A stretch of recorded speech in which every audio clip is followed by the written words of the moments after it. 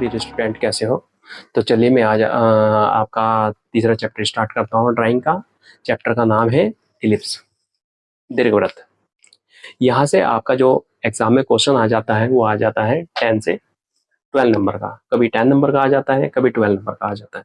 ठीक, तो सबसे पहले आइए हम बात कर लेते हैं इस चैप्टर के डेफिनेशन के बारे में कि इलिप्स होता क्या है। जैसे कि पिछला चैप्टर हमने स्टार्ट किया था पैराबोला, उसके बारे में भी मैं बताया था आपको कि पैराबोला होता क्या है, इसका इन फ्यूचर रियल लाइफ में यूज कहाँ पे होता है। ऐसे ही मैं इसमें भी बताऊंगा कि इलिप्स होता क्या है और इन फ्यूचर इसका एक साइंटिस्ट या इंजीनियर कहाँ पे यूज करता है रियल लाइफ में। या हम इस चैप्टर को ऐसे ही तो नहीं पढ़ रहे, इस चैप्टर को पढ़ने से हमें क्या नॉलेज मिलने वाली है। ठीक, तो देखिए इंट्रोडक्शन ऑफ इलिप्स। इलिप्स होता क्या है, तो सबसे पहले हम एक बेसिकली जान लेंगे कि इलिप्स होता क्या है। इलिप्स क्या होता है, यहाँ पे मैंने लिख दिया है पॉइंट पाथ, बिंदु पथ।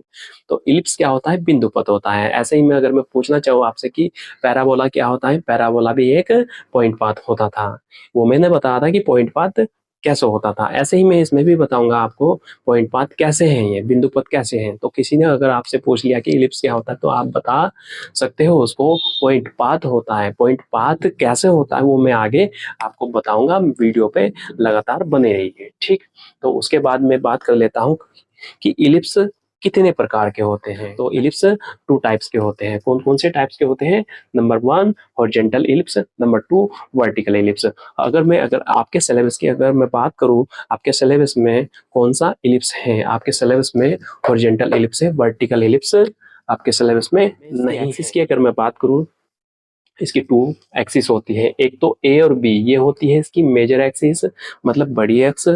सी और डी ये होती है इसकी माइनर एक्सिस मतलब छोटी एक्सिस होती है। ठीक, जैसे मैंने पिछले चैप्टर में भी आपको बताया था कि पैराबोला की एक्सिस कितनी होती है, वहां पर उसकी एक एक्सिस होती थी और एक बेस होता था। यहाँ पे इसका बेस नहीं होता है, इसमें 2 एक्सिस होती है, मेजर एक्सिस होती है और माइनर एक्सिस होती है। चलिए अब मैं बात कर लेता हूँ इसके बारे में कि आपके माइंड में ये क्वेश्चन भी आ रहा होगा कि इलिप्स का रियल लाइफ में एक साइंटिस्ट या इंजीनियर कहाँ पे यूज करता है। तो मैं बताना चाहूंगा इसमें केपलर के नियम अनुसार एक वैज्ञानिक थे साइंटिस्ट केपलर, उन्होंने बताया था कि सूर्य के चारों तरफ कोई भी प्लैनेट्स हो किस ऑर्बिट में चक्कर लगाते हैं।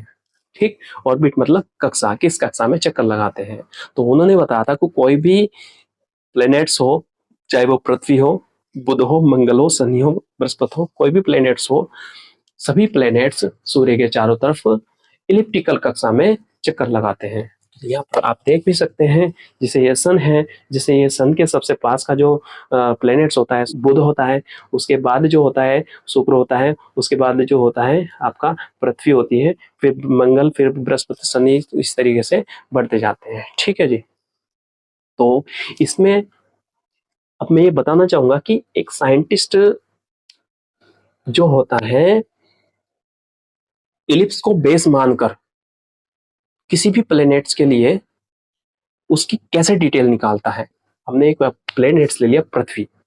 अब तो अभी पृथ्वी इस टाइम मान लो ए पोजीशन पर है, T0 समय में ए पोजीशन पर है, T1 समय में उसकी पोजीशन चेंज हो गई, वो हो गई बी हो गई।